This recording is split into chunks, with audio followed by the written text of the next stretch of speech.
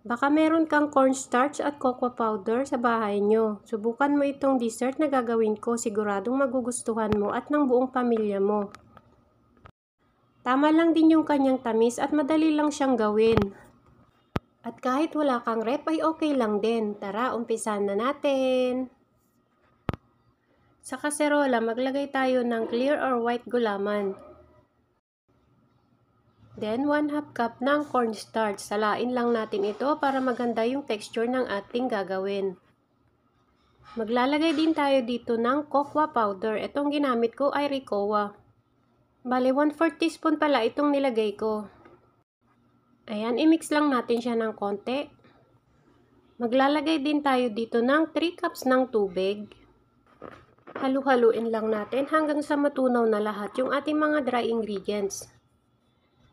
Next time, maglalagay naman tayo dito ng 1 can ng evap milk. Kahit anong brand ay pwede po. Bali, 370 ml itong ginamit ko.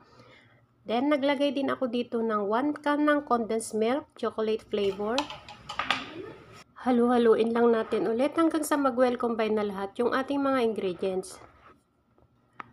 Maglalagay din pala ako dito ng 1 teaspoon ng vanilla extract, pandagdag bango sa ating chocolate pudding. Kung wala ay okay lang din naman.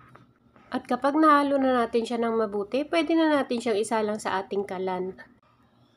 Lutuin lang natin siya sa katamtamang apoy. Kailangan po ay continuous lang yung paghalo natin dito para maiwasan ang pagsunog ng ilalim niya.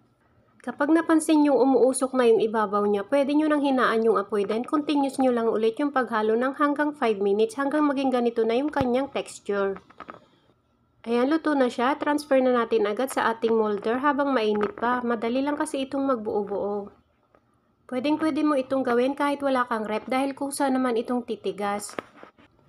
Yung full recipe po natin ay ilalagay ko na lang po ulit sa ating comment section box. At kung nagustuhan mo ang ating recipe ngayon, pwede pong pakipusuan ang ating video at mag-comment din po kayo sa baba kung taga saan po kayo para ma-shoutout ko po kayo sa susunod na ating video. Ayan o, pakaganda ng texture niya mga Mars, kaya itry nyo na rin to para sa inyong mga kids. Siguradong magugustuhan nila ito. Sakto lang yung kanyang tamis. Pwede kayong maglagay ng topping sa ibabaw niya, pandagdag ng design or flavor ng inyong chocolate pudding. Tikman na natin ang ating chocolate pudding.